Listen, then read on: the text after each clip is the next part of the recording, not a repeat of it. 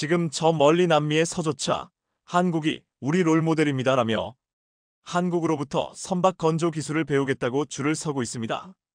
그중 대표적인 나라가 페루입니다. 지난 14일 페루 국영 시마조선소 엔지니어들은 한국의 울산 HD현대중공업 조선소를 방문해 선박 건조 현장을 직접 둘러보며 감탄사를 연발했습니다. 페루 엔지니어들은 거대한 조선소 내부가 어느 곳이든 정돈된 모습일 뿐 아니라 모든 작업이 계획대로 이뤄지는 게 매우 인상적이라고 말했습니다. 지구 반대편 페루에서 한국 울산까지 무려 1만 6천 킬로미터를 날아온 12명의 수강생들은 한국의 조선업 기술을 배우러 온 페루 국영 시마조선소 소속의 베테랑 엔지니어들이었습니다. 그런데 페루의 엔지니어들은 왜 한국의 조선소에까지 와서 함정 건조 기술을 배우려고 하는 것일까요? 러시아나 중국 또는 프랑스나 독일이 아닌 한국을 선택한 이유는 무엇일까요? 오늘은 이 소식과 함께 한국이 중국이나 일본을 제치고 가장 빠른 함정 건조 능력을 입증했다는 소식 자세히 전해드립니다. 지난 14일 한국의 울산 HD현대중공업을 방문해 교육을 받은 페루 국영 시마조선소 엔지니어들은 페루에서 출발해 네덜란드 암스테르담, 인천을 거쳐 울산까지 오는 데만 비행기를 3번 탔다고 합니다. 이들도 평균 경력 20년 이상인 중년의 수강생들이었지만 수업에 대한 열의는 여느 대학생 못지않았습니다. 이날 교육은 HD현대중공업이 작년 페루에 호위함 등 함정 4척을 수출하기로 계약하면서 후속으로 이뤄진 기술 이전 교육이었는데요. 교육 담당자들의 전언에 따르며 하나라도 더 배워가려는 페루 엔지니어들의 열의가 아주 뜨거웠다고 합니다. 페루 조선업은 지금 제로에서 시작해야 하는 상황입니다. 따라서 페루는 단순히 한국에서 배만 사오는 게 아니라 세계 1위 기술을 보유한 한국을 롤모델로 삼아 언젠가는 중남미 조선업 선도 국가로 성장하는 것을 목표로 한국과의 협력에 임하고 있습니다. 그럼 노후 군함 교체, 신형 잠수함 도입을 추진하는 페루 해군은 왜 한국을 선택한 것일까요? 페루 해군은 단순히 함정만 사는 게 아니라 기술을 전수해줄 나라는 선택하고 싶었고 독일, 프랑스, 이탈리아, 스페인 등 세계 유수 조선소를 모두 검토하는 신중의 신중을 기하는 고심 끝에 세계 1위 조선소 한국을 택했다고 전해집니다. 신중하게 파트너를 골랐던 것입니다. HD현대중공업과 시마조선소는 지난 10일 페루 현지에서 호위함 등 함정 4척 착공식을 열고 건조를 시작해 2026년부터 차례로 페루 해군에 인도할 예정입니다. 현재 한국 조선업의 해외 진출은 활발하게 이뤄지고 있습니다. HD현대중공업이 사우디 정부와 합작으로 약 5조 원을 투자한 중동 최대 규모 사우디 IMI 조선소는 현재 일부 시범 운영을 거쳐 연내에 최종 준공할 예정입니다. 필리핀 수비크 조선소 부지에선 필리핀에 수출한 군함 유지 보수 정비뿐 아니라 선박 블록 제작, 해양 플랜트 설비 제작으로 사업을 확대하고 있습니다. 하나오션도 미국 필리 조선소, 싱가포르 해양 설비 회사 다이나맥을 인수해 현지 거점을 확대했습니다. 무엇보다 K조선은 미 해군 MRO 수주에 총력을 기울이고 있습니다. 최근 하나오션은 실적 발표 컨퍼런스 콜에서 올해 미 해군 함정 5에서 6척 MRO 사업 수주 계획을 발표했습니다. HD현대중공업 역시 올해 2에서 3척의 미국 함정 MRO 사업을 수주하겠다는 목표를 세우고 이를 위해 현지 시장 공략을 위한 조선소 지분 투자 임대도 검토하고 있습니다. 미국 조선소를 인수한 하나오션과 어깨를 나란히 하겠다는 전략입니다. HD현대중공업은 지난해 7월 국내 최초로 미 해군 보급 체계 사령부와 함정정비 협약 MSRA를 맺으며 미 함정 MRO 사업 참여 진출을 위한 준비를 끝냈습니다. 중형 조선사인 HJ중공업도 사업 진출을 준비 중입니다. 지난해 말 방위사업청으로부터 해군의 유도탄 고속함 18척의 성능 개량 체계 개발 사업을 수주하는 등 함정 MRO 역량을 키우고 있습니다. 시장정보 분석 기관 비즈잇에 따르면 세계 함정 MRO 시장 규모는 2020년 약 566억 달러에서 2030년 705억 달러까지 커질 예정입니다. 국내 조선사들은 MRO 사업이 향후 미 해군 군함 건조 사업 수주로 이어질 수 있다고 관측하고 있습니다. 미국이 해상 패권을 넓히는 중국에 대응하기 위해 군함 발주를 늘릴 수밖에 없기 때문입니다. 트럼프 대통령은 지난해 11월 당선인 시절 한국의 세계적인 군함과 선박 건조 능력을 잘 알고 있으며 협력을 원한다고 말해 드디어 한국 조선업의 미국 진출에 청신호가 켜졌음을 시사했습니다. 그런데 이때 더욱 좋은 소식이 전해졌습니다. 최근 해외 군사 매체가 주요 강국들의 함정 건조 속도를 비교하는 보도를 해 화제가 되고 있는데요. 이 중 눈에 띄는 부분은 대한민국의 전투함 건조 속도가 놀랍도록 빨랐다는 것이었습니다. 한국의 정조대왕함의 건조 속도는 기공부터 진수까지 채 1년도 걸리지 않아 세계를 깜짝 놀라게 했습니다. 전투함을 떡 찍어내듯 찍어내는 중국도 울고 갈 속도이기 때문입니다.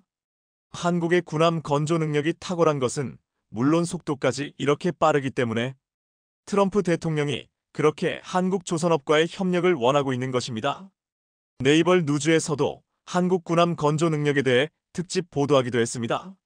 먼저 중국 해군의 주력함은 1만 3천 톤 급으로 알려진 54형 구축함입니다. 그런데 중국은 이 구축함을 고작 25개월 만에 건조되는 것으로 알려져 이게 과연 가능한가 서방 세계를 놀라게 했습니다. 미국은 공식 자료로 공개된 바는 없지만 대형 구축함을 건조하는데 평균 3년 정도가 소요되는 것으로 알려졌습니다. 미국에 비해 중국이 얼마나 빨리 구축함을 만들어내는지를 알 수 있습니다. 미국은 속도도 느리지만 인력이 부족해 건조 능력까지 상실해 대한민국의 협조가 없이는 도저히 중국과의 격차를 좁힐 수 없는 지경에 이르렀습니다. 이 밖에 보도에 따르면 일본은 27개월에 한 대의 아사히급 구축함을 건조할 수 있는 것으로 나타났습니다. 아사히급은 2015년부터 초도함이 완성된 구축함으로 만재 배수량은 7,000톤이며 대부분의 핵심 장비를 일본이 국산화한 모델입니다. 함정 레이더 역시 다기능 위상 배열 레이더 시스템을 갖추었고 대공방어 능력을 보유하고 있어서 해상 자위대의 주력함입니다.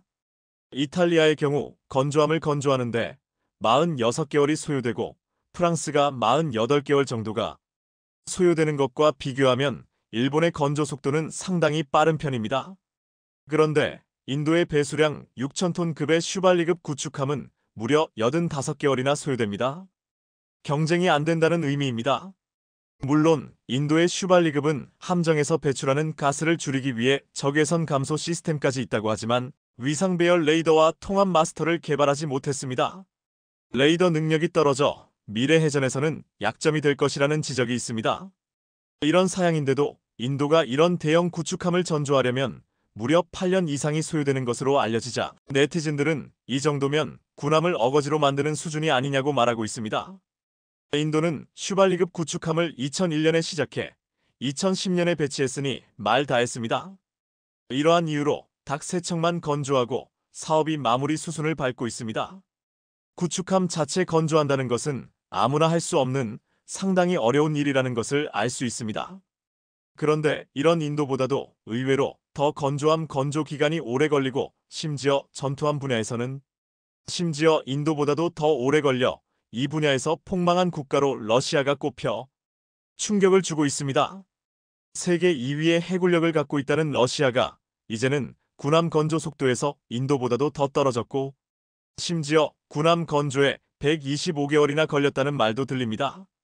125개월이면 함정의 기공부터 진수까지 무려 10년 이상이 걸린다는 의미로 러시아가 이 분야에서 얼마나 애를 먹고 있는가를 말해줍니다. 하지만 대한민국은 중국이나 일본을 능가하는 속도를 갖추고 있다는 게 이번 보도로 확인되었습니다. 대한민국의 정조대왕급 구축함은 세종대왕급 후속으로 더 발전된 무장과 성능을 장착하고 있으며 이를 활용해 해상에서 탄도미사일까지 요격할 수 있도록 개발되어 해외에서도 주력함으로 주목받고 있습니다. 그런데 일본 함인 정조대왕함은 2021년 10월에 기공식을 시작으로 2022년 7월 진수식을 개최했으며 2024년에 우리 해군에 배치되었습니다. 기공부터 배치까지 3년이 소요된 것입니다. 그런데 이후 건조된 다산정약용함은 이보다 훨씬 빨랐습니다. 2025년 기공식 이후 올해 7월이면 진수되고 내년 봄이면 전투 배치가 될 예정입니다. 2년 내 모든 과정이 마무리되는 것입니다.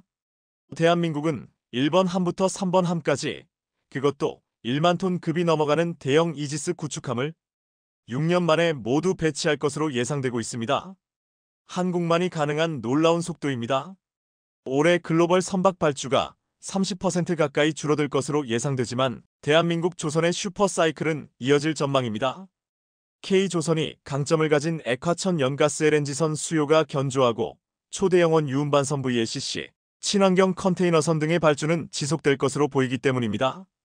글로벌 해운 동맹의 재편과 선대 확대 등을 통해 컨테이너선 발주도 기대됩니다. 특히 국제해사기구 IMO의 규제 강화에 대응하기 위한 친환경 컨테이너선 도입이 속도를 낼 것으로 보이는데요. 최근 HD한국 조선해양은 유럽선사와 LNG, 이중연료 추진 엔진을 탑재한 친환경 초대형 컨테이너선 12척을 약 3조 7,160억 원에 수주했습니다. 또한 미국의 에너지 정책 등의 영향을 받아 LNG선과 VLCC 등에 대한 수요는 꾸준할 것으로 전망되면서 LNG선의 경우 우리나라 조선사가 전 세계 물량의 80%가량을 차지하는 만큼 올해도 K조선의 슈퍼사이클은 이어질 것으로 전망됩니다. HD한국 조선해양, 하나오션, 삼성중공업 등 국내 조선 빅3가 지난해 슈퍼사이클 기조 속에 13년 만에 동반 흑자를 거뒀는데요. 트럼프 2기 행정부 출범에 따라 미국 함정 유지 보수 정비 MRO 사업과 현지 액화천 연가스 LNG 시장 확대 등의 수혜도 기대되는 만큼 올해도 실적 개선세가 이어질 전망입니다. 특히 올해 한국이 보호주의로 무너진 미국의 조선업에 참여, 한국의 힘으로 미 함정을 유지 보수하며 전체적인 미국 조선업을 수리할 수 있게 된다면 한국 조선의 슈퍼사이클은 더 이어질 것입니다. 2023년 5월 미 해군이 중국 해군을 견제하기 위해 아시아에서 미 해군의 군함을 수리, 보수하는 방안을 검토 중이라는 보도가 나오자 가장 열광했던 나라는 일본이었습니다. 니온 게이자이 신문은 주일 미국 대사가 미국 의회와 일본 방위성이 미 군함을 일본에서 수리하는 방안을 미국 군함에 일본 조선소가 서비스를 제공할 수 있다면 논의 중이라고 언급했다. 1970년대 전 세계 조선업의 50%를 차지했던 일본 조선업이 다시 활성화될 것이다. 더구나 이 일이 현실화될 경우 미군이 일본 미군 기지 밖에서 전투함을 보수하는 첫 사례가 된다고 대대적으로 보도하면서 흥분했습니다.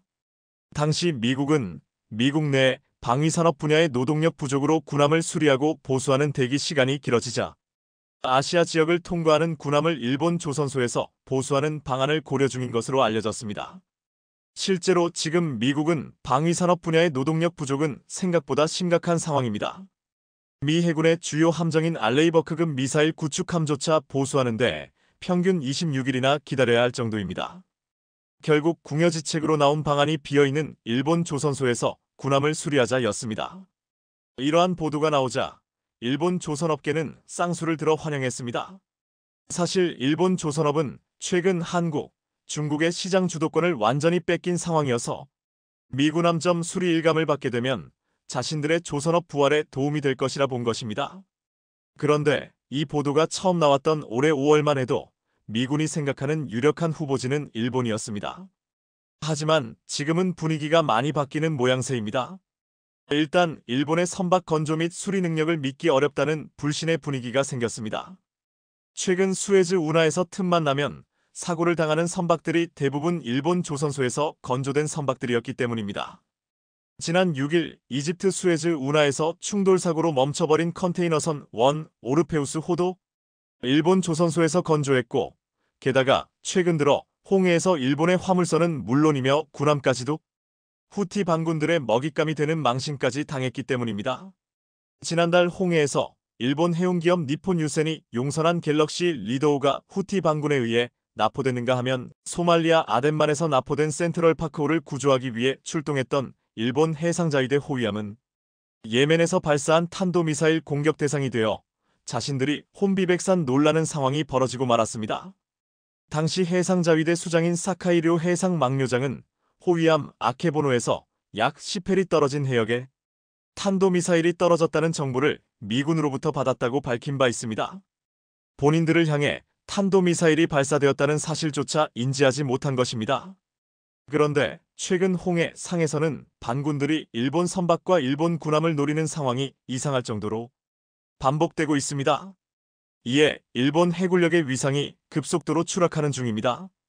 결국 지난 5월만 해도 일본만 고려하던 미국이 군함 수리 프로젝트에 대해 여러 가지 안을 고려하는 것으로 기류가 바뀌어가고 있습니다. 반면 미국은 발등에 불이 떨어진 모양새입니다. 최근 미국 여론조사 기관인 리얼 클리어 디펜스는 중국은 전 세계 조선소의 45에서 50%를 점유하고 있는 반면 미국은 고작 1%에 불과하다고 보도했습니다. 결국 중국 조선업을 따라잡기 위해서는 한국과 일본의 선박 건조를 주문해야 한다는 이야기가 미국 내에서 나오고 있는 것인데요. 솔직히 미국의 조선업 생산성이 지난 1980년대 중반 이후 개선되지 않고 있다는 것은 누구나 아는 사실입니다. 미 상무부가 지난 2021년 연구한 결과에 따르면 미국 조선소는 선박 건조와 설계, 조선소 레이아웃, 제품 엔지니어링 분야에서 해외 조선소에 비해 뒤처져 있습니다. 전문 기술도 이렇습니다. 군함 건조는 항공기나 우주선과 같이 첨단 산업 분야이기 때문에 고도로 훈련되고 전문화된 직원이 필요합니다. 하지만 미국은 인력 부족은 물론 시설도 낡아서 건조 비용은 비싸고 건조 기간도 너무 오래 걸립니다. 실제로 미국 대표적인 방산업체인 제너럴 다이나믹스의 자회사인 나스코 조선소의 비용 초과 문제는 이미 잘 알려진 사실입니다. 미 해군이 미국 핀칸티에리 마린 그룹의 새로운 컨스텔레이션급 호위함 건조를 의뢰했지만 예상 비용이 넘어서 중단했을 정도로 한마디로 경쟁력이 없어진 지 오래입니다. 2020년 말 당시 미국 의회 예상국이 내린 호위함 10척의 건조 비용은 최소 123억 달러, 약 15조 5,500억 원에 달했습니다. 이것은 미 해군의 초기 추정치보다 약 40% 더 많은 금액이었고 미군은 상당한 충격을 받았습니다.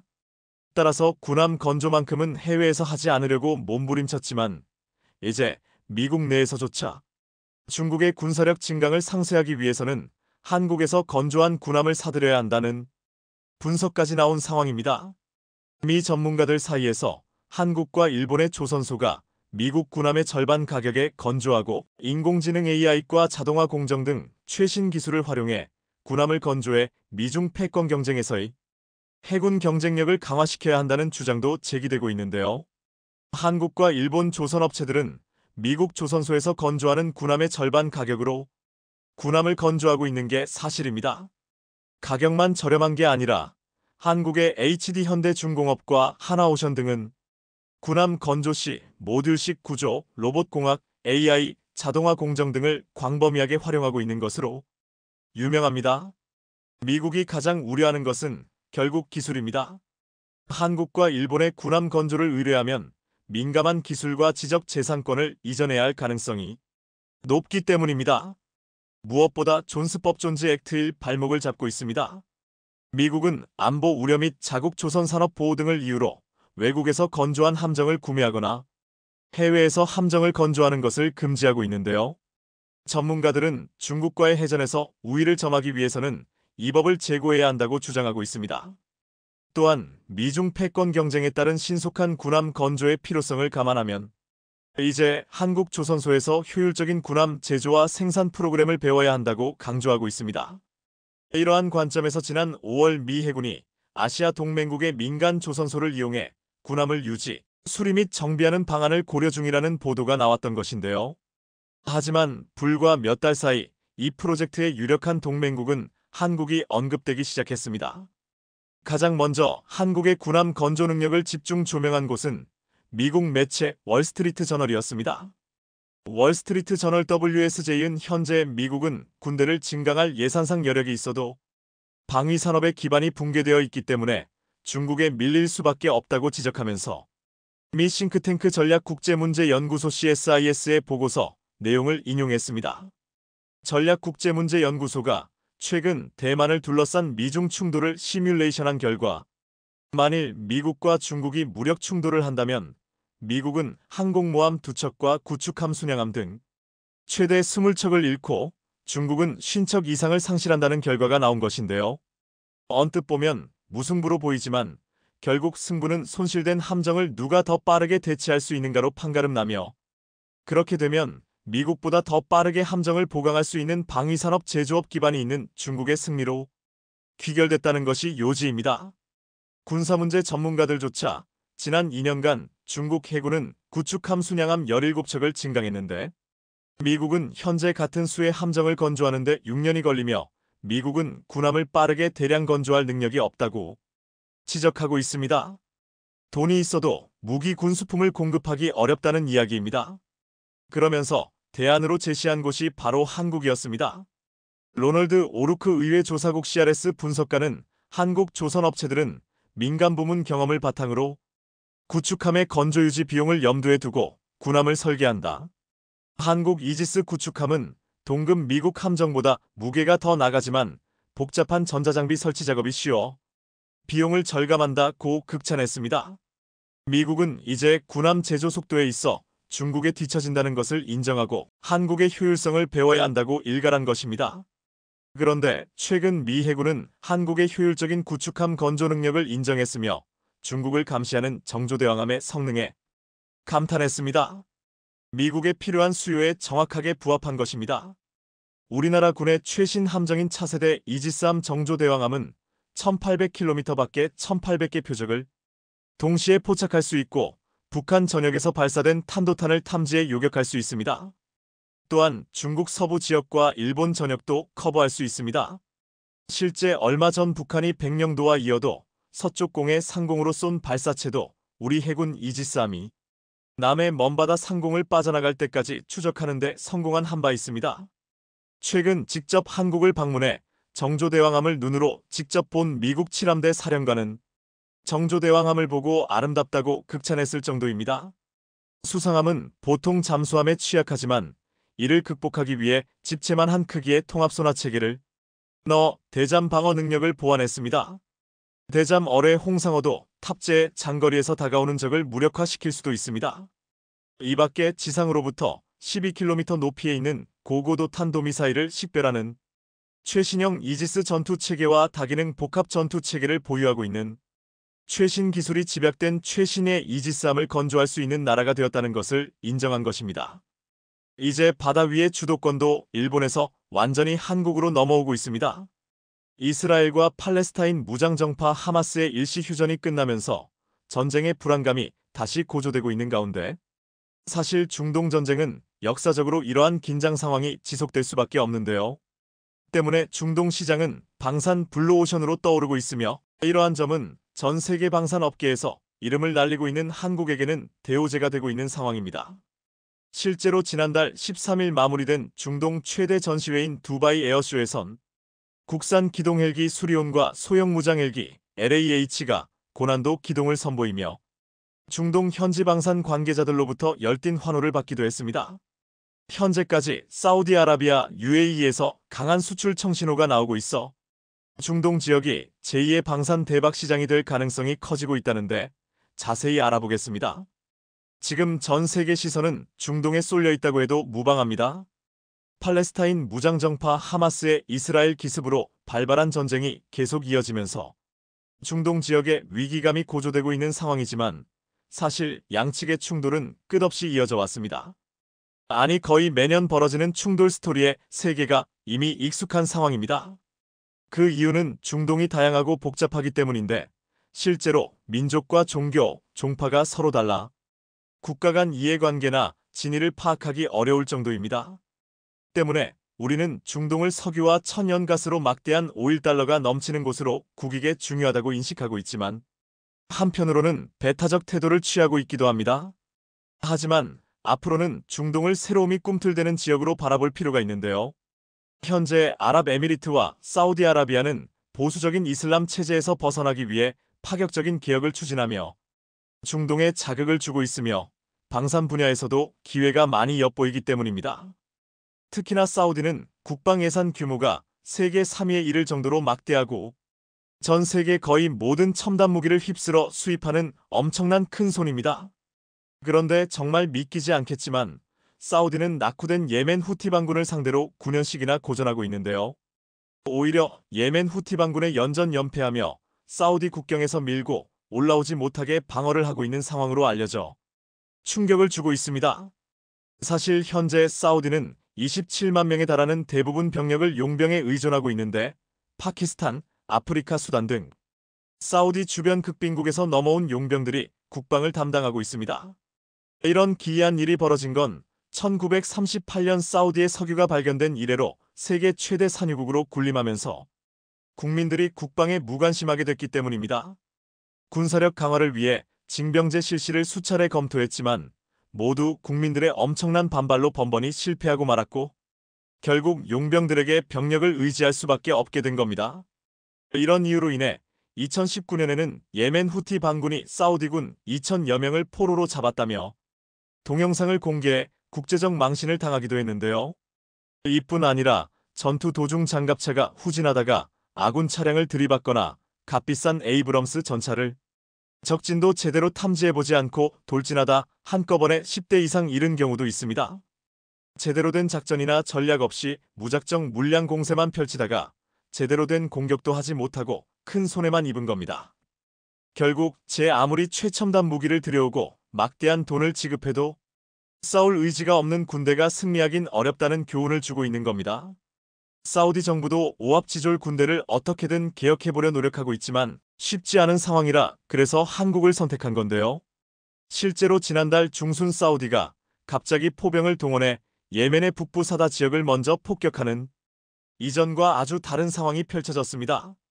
현지 매체에 따르면 사우디군은 이날 아침 대구경 포탄 수십여 발을 발사해 사다 일대를 집중 포격한 것으로 전해졌습니다. 예멘 북부의 교통 요충지인 사다 지역은 오랫동안 계속된 사우디와 전투로 후티 반군 주력 부대가 대거 주둔하고 있는 곳으로 후티 지상군은 물론 항공 전력과 미사일 부대도 사우디를 공격하기 위해 이 일대에 배치된 상태입니다. 과거와 같으면 예멘의 기습이 언제 있을까 전전긍긍하기만 했던 사우디였을 텐데 뜬금없이 선 공격을 퍼부으면서 평소와 다른 모습을 보인 겁니다. 그런데 알고 보니 사우디가 이번에 예멘을 포격할 때 사용한 무기는 다름 아닌 한국의 다연장 로켓 천무였는데요. 사우디는 그동안 후티 반군을 공격할 때 전투기 공습을 선호했지만 이번 공격은 공군이 아니라 포병이 수행했고 국경에서 40km 이상 떨어진 지역을 타격했습니다. 사우디 포병이 보유한 무기 가운데 이런 공격을 할 수 있는 건 천무입니다. 그동안 예멘 내전에서 이란 정부가 지원한 후티 반군과 전투를 벌였던 사우디는 지난 4월부터 평화 협상에 돌입했었지만 이스라엘 팔레스타인 전쟁이 발발한 이후 협상이 틀어져 버렸습니다. 이렇듯 중동 지역 내 전쟁이 더 가속화 가운데 사우디의 선택이 천무였다는 사실에 주목할 필요가 있습니다. 실제로 비밀리에 1조 원 규모의 천무를 수입해 부대에 배치한 사우디는 후티와 평화 협상을 시작한 4월 예멘 국경에 있는 K239 부대를 처음 일반에 공개했습니다. 사우디가 수입한 천무는 사거리 45km 무유도탄인 230 로켓과 사거리 80km 유도탄인 239 로켓 두 종류로 알려졌습니다. 그리고 사실 이번에 천무가 없었더라면 사우디는 예멘 후티 반군의 미사일에 폭격당하는 일이 불보듯 뻔했으며 자칫하면 몰살당했을 수도 있었던 상황입니다. 실제로 후티 반군은 이번에 포탄 수십 발을 얻어맞고도 사우디의 별다른 반응을 보이지 않았고 실제로 대용 사격도 하지 못했습니다. 특히나 최근 후티 반군이 이스라엘을 치기 위해 사우디 국경에 집결했지만 사우디가 국경을 열지 않고 버티며 대치하고 있는 중인데요. 결국 상황을 종합해보면 사우디가 천무의 뛰어난 성능과 경쟁력을 알아보고 망설임이 없었다는 것으로 보입니다. 그것도 그럴 것이 천무 실사격을 직접 본 전 세계 방산업계 관계자들은 한결같이 모두 다 감탄하며 입이 떡 벌어졌었는데요. 앞서 호주에서 진행된 2023 탈리스만 세이버 훈련에서는 천무 실사격 시연을 본 호주의 포병 장교들, 군 당국 관계자들은 탄성을 자아내며 천무야말로 미국 주도의 지대함 타격 작전에 기여할 수 있는 무기라고 평가했었습니다. 천무는 최대 사거리 45km의 230 무유도 로켓 12발과 최대 사거리 80km 이상의 로켓 12발을 탑재해 미국의 하이마스와 비교되는 무기 체계로 대함저지 사격용으로도 사용될 수 있습니다. 천무는 하이마스보다 10km 더 가고 로켓도 6발이나 더 탑재해 위력이 상당하지만 가격은 비교가 안 될 정도로 저렴해 많은 전 세계 국가들이 군침을 흘리고 있는 상황입니다. 천무는 기동성이 우수한 데다 하이마스보다 다양한 탄약을 더 많이 운용할 수 있습니다.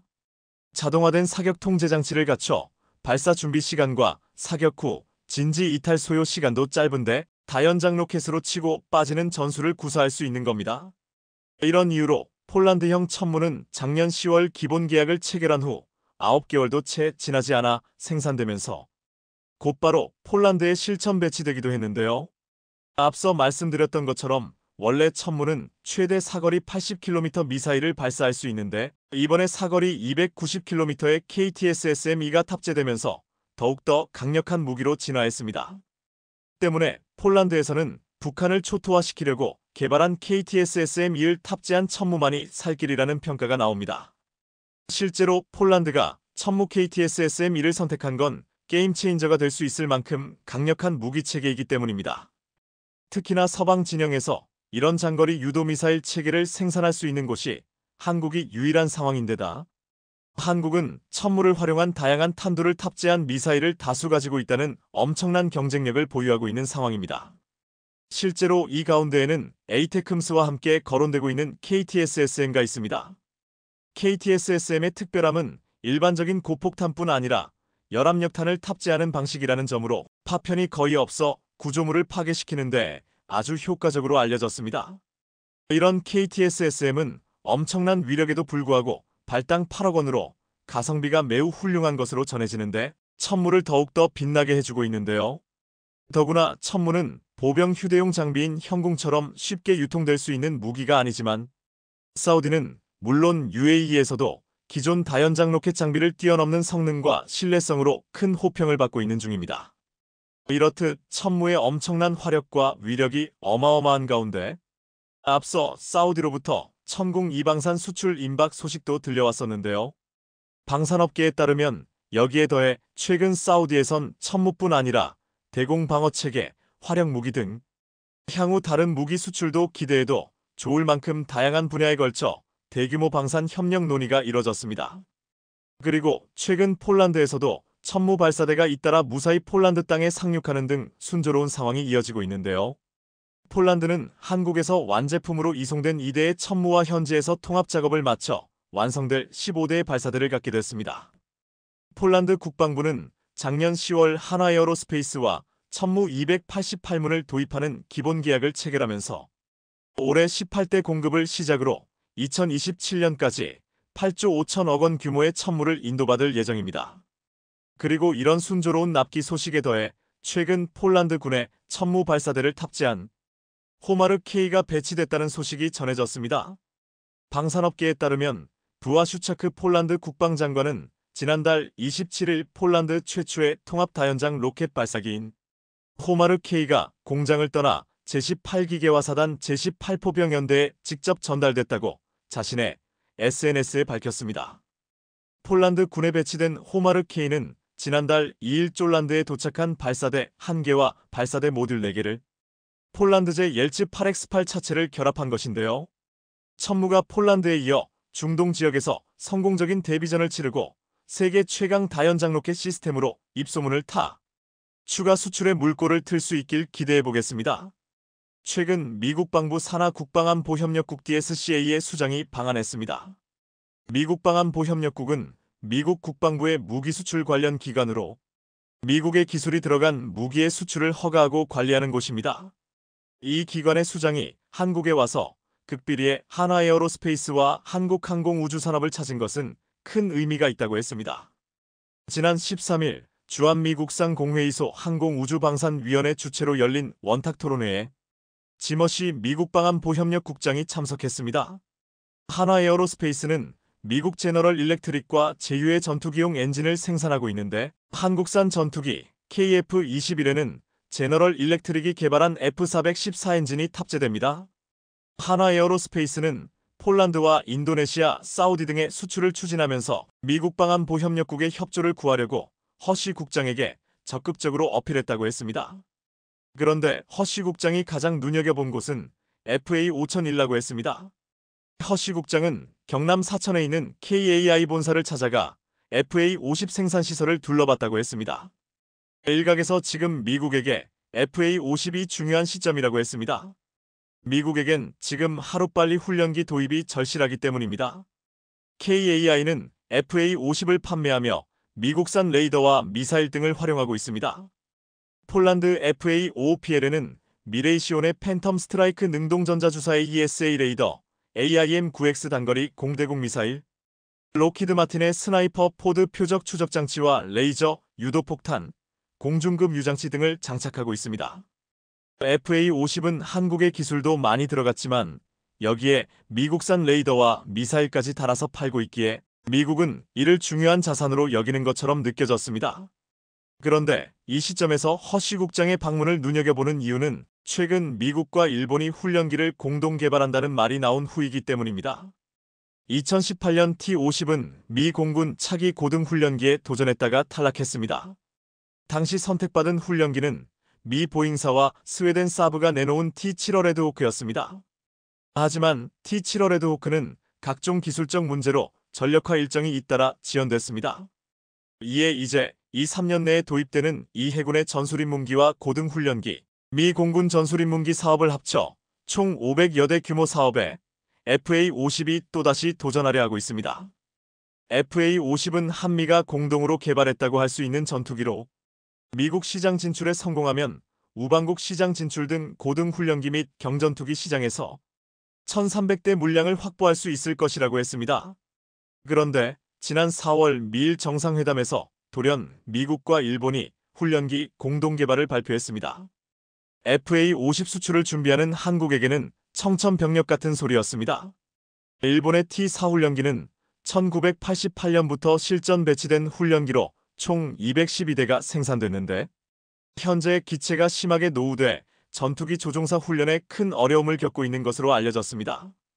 미국은 보잉 사브가 개발 중인 고등훈련기 T-7A 레드호크가 있는데 개발에 문제가 생기면서 일정이 지연되고 있습니다.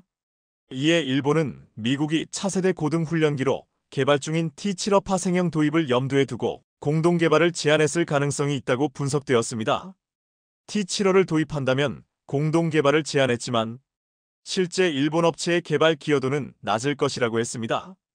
방산업계 관계자는 T-75가 여러 테스트 결함을 보여 미 공군의 첫 운용 시점이 2028년까지 연기됐다며 일본은 미국과 손잡고 라이선스판 T-75 가칭 T-7AJ를 비교적 싸게 얻으려는 노림수일 수 있다고 분석하기도 했습니다.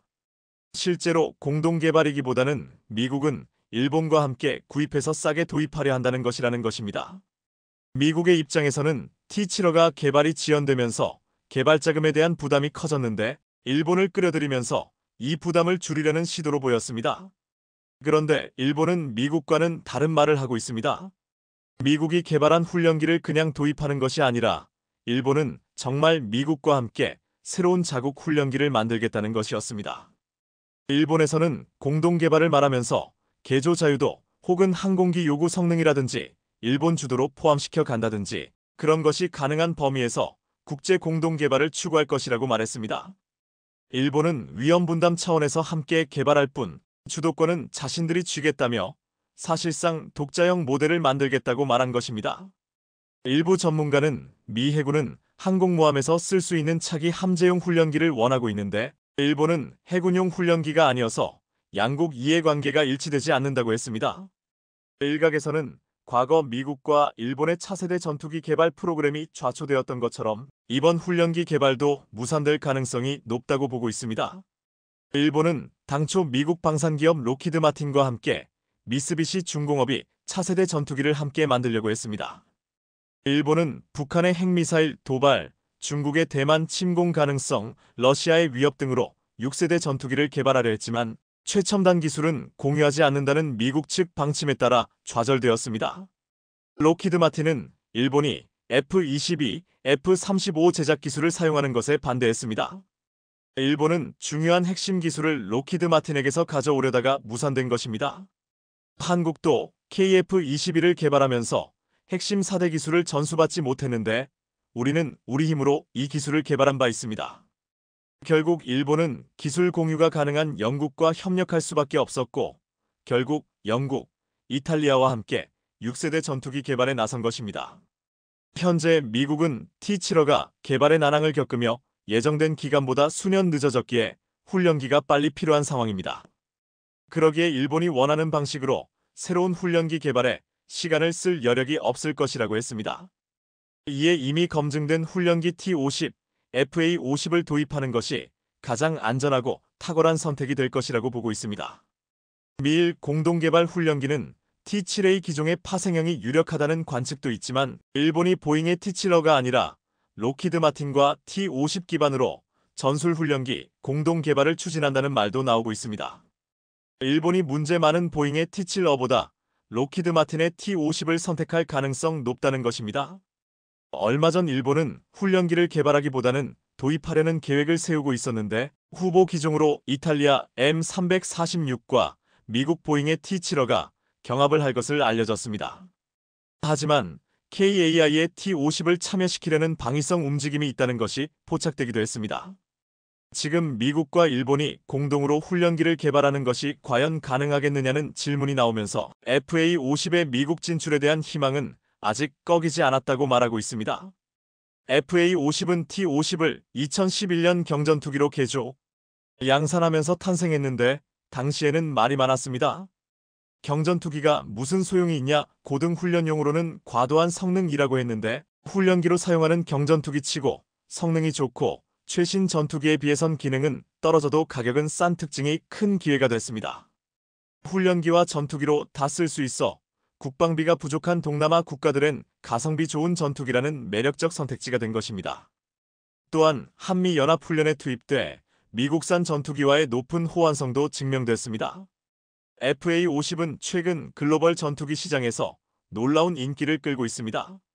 현재 필리핀, 태국, 인도네시아, 말레이시아 등 동남아 국가와 이라크, 폴란드에 이어 중앙아시아의 우즈베키스탄이 FA-50 전투기를 면밀히 검토한 결과 14대를 도입하기를 원하는 것으로 전해졌습니다. 또한 콜롬비아도 8천억 규모의 차세대 전투기 사업에서 FA-50을 눈여겨보고 있다고 했습니다. 콜롬비아는 사업비로 FA-50을 총 16대를 구입할 것이라고 했습니다.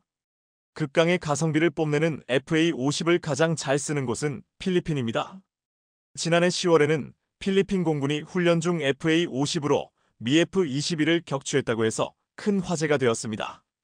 당시 필리핀 공군은 자국군이 한국에서 도입한 경공격기 FA-52, 5세대 전투기인 F-21을 잡아내는 역사상 유례없는 성과를 냈다며 항공기 앞 유리에 관련 정보를 표시해주는 증강현실 화면 HUD를 기사에 함께 실었습니다.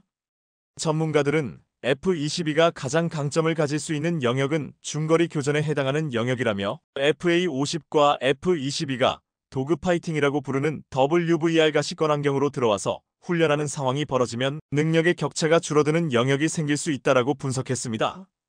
FA-52, F-22를 잡을 수도 있다는 말이었습니다. 필리핀은 이것을 가지고 최근 남중국해에서 충돌하고 있는 중국에게 보란듯이 자랑했습니다. 그러자 중국 빌리빌리에서는 한국형 F-16 소형 버전 세계에서 가장 저렴하고 강력한 전투기인 FA-50이라는 제목의 영상이 올라왔습니다. FA-50의 놀라운 능력을 소개했는데 여기에 한 중국 네티즌이 이렇게 말했습니다. 이놈과 싸울 때는 F-22의 그립자조차 보여서는 안 된다. 슬로바키아가 전차 104대 구입을 공식화하면서 현대로템의 K 전차와 독일 레오파드 EA7, 미국 에밀-A2 에이브람스 3파전이 예고되고 있습니다. 세 개의 전차가 지금 전 세계에서 최고의 전차로 인정받으며 가장 잘 팔리는 전차인데 슬로바키아는 오래전부터 K 전차를 눈여겨보며 한국과 협의를 진행해온 것으로 알려져 있습니다. 군사 전문가들은 슬로바키아에서 K 전차와 레오파드, 에이브람스가 시험평가를 받는다면 놀라운 장면이 연출될 것이라고 말하고 있습니다. 슬로바키아는 산악 지형으로 유명하며 카르파티 아산맥이 국가 북부 대부분을 가로지르고 있습니다. 한국이 산지가 70%인데 슬로바키아의 산지는 이보다 많은 80%에 달합니다. 슬로바키아의 산맥 중에는 파트라, 타트라 지역 타트리 산맥, 데파트라 산맥, 소파트라 산맥, 슬로바키아 광석 산맥, 슬로바키아 중앙 산맥 또는 베스키디 산맥이 있습니다. 이렇게 온 영토가 험악한 산지로 되어 있는 슬로바키아에서는 그 어떤 전차보다 산악 지형에서 기동하는데 탁월하다는 K 전차가 위용을 떨칠 것이라는 말하고 있습니다. 폴란드, 우크라이나와 국경을 마주하고 있는 슬로바키아는 우크라이나 전쟁이 발발하자 폴란드가 한국과 40조 원 규모의 무기 도입을 결정하는 것을 보고 깜짝 놀랐습니다. 슬로바키아는 폴란드와 마찬가지로 우크라이나에 무기를 보내고 전력의 공백이 생겼는데 독일과 미국의 전차 등의 무기들은 빨리 도입해 배치할 수 없기에 폴란드가 찾은 해답을 주시했습니다. 이에 슬로바키아 국방부 장관은 한국을 방문해서 K 전차와 FA-50 전투기를 살펴보고 돌아갔습니다. 뒤늦게 독일에서 중고 레오파드 EA4 15대를 받기로 하고 일부 받았으나 슬로바키아는 이를 가지고는 방어가 안 된다면서 K 전차를 도입하려 한다고 알려져 있습니다. 슬로바키아는 폴란드와 계약하자마자 1년도 채 되지 않아 도착해 실전 배치한 K 전차에 놀라고 있는데 폴란드는 K 전차를 러시아와의 국경 지역 중에서도 가장 험악한 지형에 배치해 놓았습니다. 지난 3월에 폴란드에서 열린 드래곤 24에서 K 전차의 강력한 위력을 모두가 목격했습니다. 드래곤 24는 냉전 이후 나토 최대 규모의 훈련으로 미국, 독일, 영국, 프랑스 등 총 31개 나토 회원국 전체와 차기 회원국이었던 스웨덴의 병력까지 총 9만 명이 참가했습니다. 여기에 3,500개에 달하는 서방의 무기가 참여했는데 전차도 K 전차를 비롯해 레오파드와 에이브람스 등 서방 각국에 내놓으라 하는 전차들이 모두 참여했습니다. 이 훈련의 중심에 선 폴란드 군은 훈련에 참가시키기 위해 최정예 기갑 무기들을 이동시켰는데 이동 중에 K 전차에 그려진 흑표 마크가 뚜렷이 보였습니다. 러시아의 위협에 대항하고자 한국에서 긴급 도입한 K 흑표 전차가 급히 훈련장으로 옮겨졌는데 이 영상을 보면 전쟁터에 K 전차는 급히 공수되는 핵심 전력으로 보였습니다. 그런데 한 영상에서 수송기를 비롯해 미사일 발사기, 곡사포, 박격포 등 모든 무기들이 옮겨졌는데 이상하게도 K 전차는 보이지 않았습니다. 일시간 후 K 전차는 방향이 다른 곳에서 목격되었는데 산악 지형의 숲속에서 기동하는 영상이 올라왔습니다. 험한 지형에 강하고 가볍고 힘이 좋은 K 전차는 폴란드 최전선에 배치된 핵심 전력인데 이번 훈련에서도 산지나 숲속에 배치되어 러시아의 위협에 대응하는 훈련을 하고 있었습니다. 그런데 각국의 전차들과 함께 평지에서 사격 훈련을 함께하고 경사로를 향해 올라가는 훈련에서 K 전차는 현격한 차이를 보여주었습니다. K 전차는 서방의 전차보다 가벼운 55톤에 불과한데 1500마력의 엔진을 장착해 험준한 산악 지형에서 놀라운 기동성을 발휘했습니다. 험지 코스에서 에밀 에이브람스 전차, 르클레르, 챌린저, 레오파드 2 전차가 모두 올라오지 못했는데 K 전차만 이 코스를 올라오면서 통과했습니다. 이 광경은 굉장한 사건으로 여겨졌는데 훈련에 참가한 32개국의 군사 관계자들을 놀라게 했다고 했습니다. 드래곤 24에서 폴란드 20기계 화여단 소속의 K 전차들은 훈련 기간 내내 최대한 기존 도로들로 움직이지 않고 숲길이나 은폐된 기동로로 신속하게 이동하는 능력을 발휘했다고 했습니다. 다른 서방의 전차들이 평지나 기존 도로로 움직일 때 K 전차는 다른 전차들이 작전을 펴지 못하는 곳에 있었다는 것입니다. 슬로바키아는 폴란드가 K 전차를 계약할 때부터 지켜봤는데 예정보다 빠르게 인도받는 것에도 놀랐지만 험악한 지형에서 괴력을 발휘하는 것에는 더욱 놀랐다고 했습니다. 이렇기 때문에 산지가 많은 슬로바키아에서 K 전차가 아니면 어떤 전차를 선택할지 선택의 여지가 없다고 했습니다. 또한 K 전차는 4KM의 목표물 사격에서 90%의 명중률을 보이며 1위를 차지했습니다. 험악한 지형에서 기동하는 것뿐만 아니라 공격적인 능력도 최고임을 입증한 것입니다. 이것은 지금 러시아의 국경 지역 중에 험한 산지에 K 전차를 배치해 놓은 폴란드를 우쭐하게 하고 있는데 산지가 80%가 넘는 슬로바키아가 K 전차를 선택할 가능성이 가장 높다고 보는 이유입니다. 또한 슬로바키아의 옆나라 체코 또한 K 전차 도입을 원하고 있다고 했습니다. 체코도 산지가 70%나 되어 K 전차가 절실하다는 것입니다.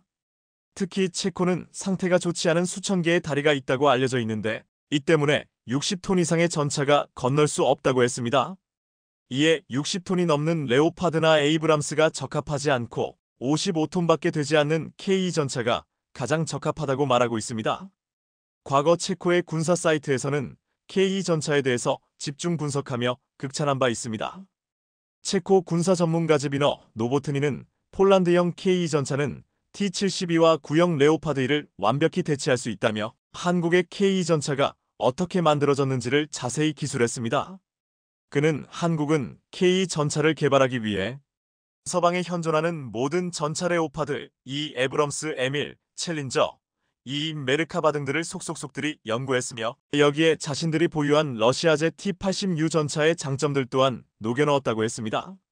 한국의 설계자들은 이미 이전 미국의 도움을 받아 개발한 K1 전차 사업을 통해 에브럼스 전차의 영향을 많이 받은 전차 개발의 경험을 획득했고 여기에 서방 전차의 모든 장점을 가지고 오며 경량화라는 최신 트렌드에 맞게 서방 전차들에 비해 55톤으로 가볍게 설계했다고 했습니다.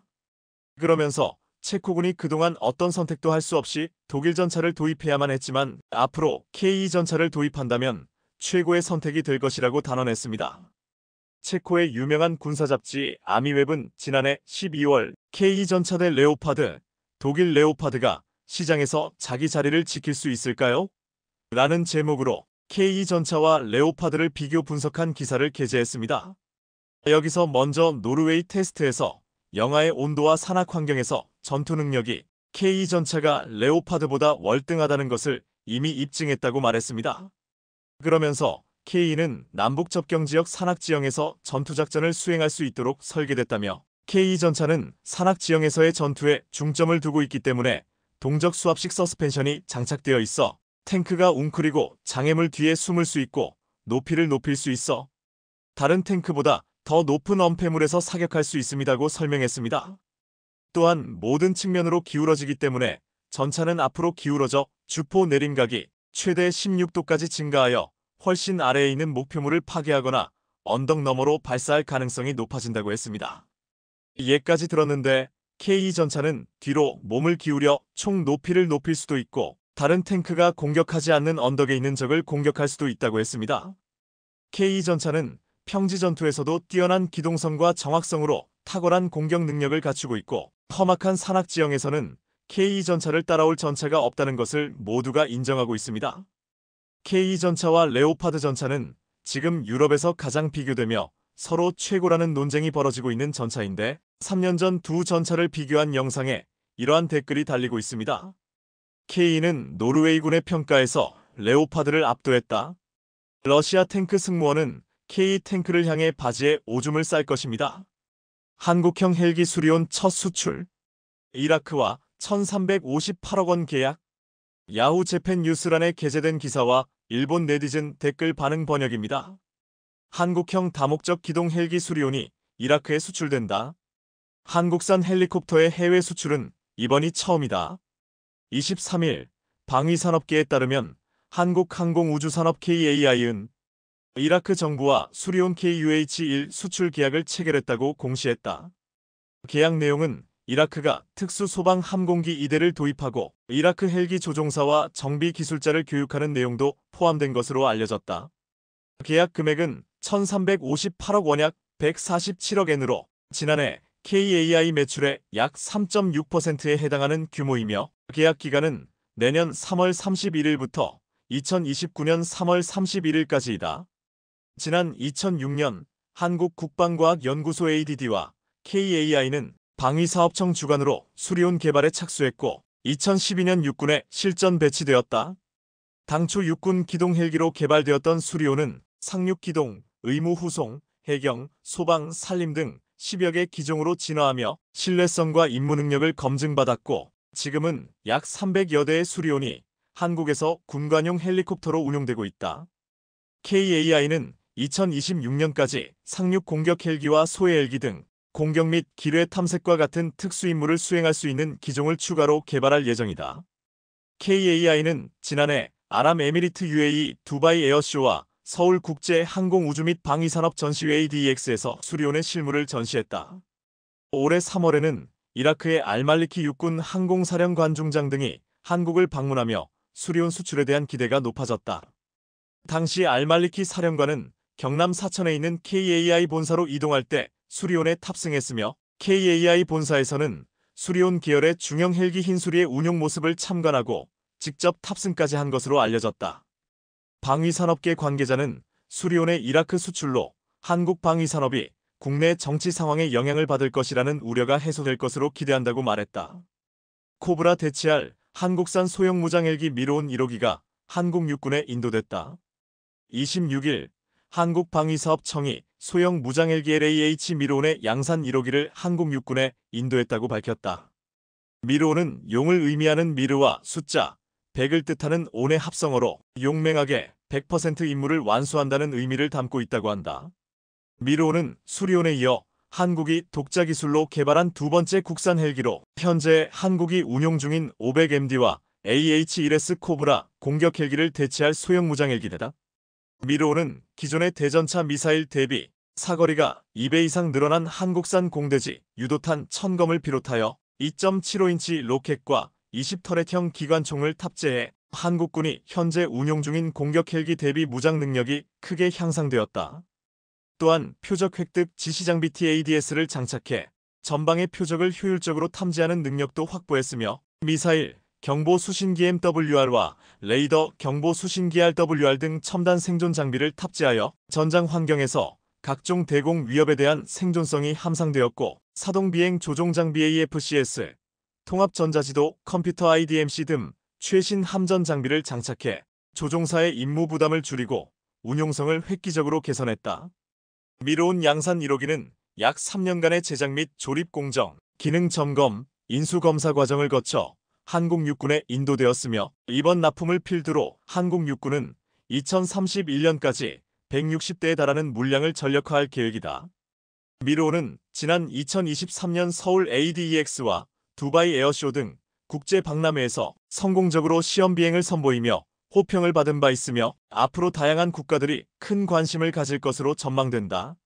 한국 육군은 양산 1호기를 포함한 초도 생산 물량을 함공학교에 배치해 조종사와 정비사 등 운용 요원 양성에 우선 활용하고 이후 양산되는 물량은 육군 함공대대에 순차적으로 배치할 계획이다.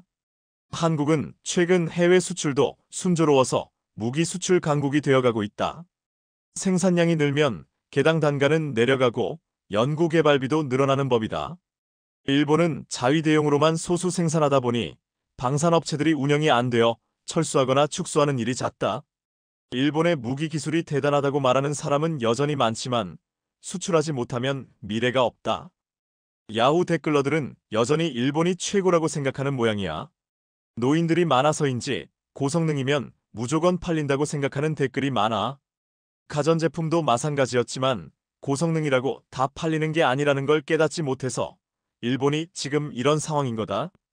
실제로 방위장비 수출도 어느 정도 가능하긴 하지만 지금까지 팔린 것은 인도에 수출한 일본 전기 NEC의 통신용 안테나 유니콘, 필리핀에 수출한 미쓰비시 전기의 대공감시 레이더 정도뿐이다. 그 외에는 들러리 역할을 하면 다행이고 전혀 관심을 못 받는 수준이다. 비싸고 고성능인 일본 제품보다 가격도 적당하고 성능도 적당하지만 납기도 빠르고 기술 이전이나 라이센스 생산도 가능한 한국 제품이 더 잘 팔리는 게 현실이다.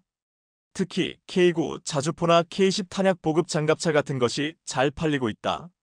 한국 무기는 싸게 살 수 있지만 실제로는 고장이 잦아. 납기가 빠르다는 것 외에는 도입할 메리트가 없지. 군사무기는 기초공업력과 화학기술이 중요한데 말이야. 일본은 지리적으로 다른 나라들이 필요로 할 만한 무기가 없는 것도 사실이야. 애초에 일본처럼 지정학적으로 골치 아픈 위치에 있는 나라도 드물어 일본도 본받아야 한다.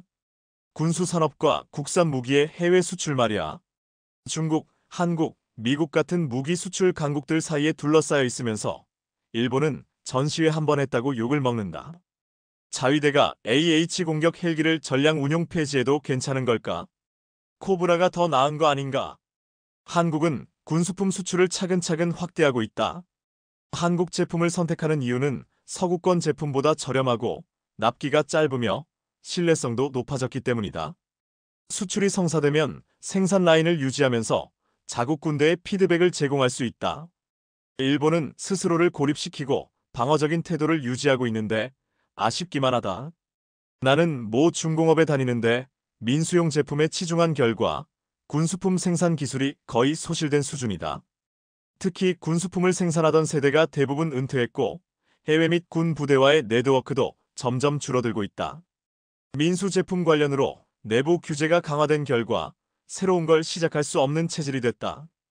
민수 제품 관련으로 내부 규제가 강화된 결과 새로운 걸 시작할 수 없는 체질이 됐다. 싸다는 건 큰 돈이 들지 않는다는 거잖아. 민수용 제품을 파는 게 더 수익이 좋을걸? 미국 제품을 사고 싶지만 비싸서 못 사요. 성능이 떨어져도 저렴하니까 이걸로 참아요. 용이 100마리나 있다고 상상하니 용이 잡몹처럼 느껴져서 뭔가 약해 보여. 추락이 많았지. 수리도 자주 해서 수리온이라고 불린다던데? 이라크 정부는 사실상 미국 정부인가요? 소방대용으로 겨우 2대뿐이라니. 한국은 헬리콥터도 만들고 팔기도 하나? 무서운 나라네. 뭐든 다 하고 방심해서는 안 되는 나라야. 이와야 장관, 한국과 회담하며 별다른 움직임은 없군. 한국인과 말다툼은 이길 수 없을 거야.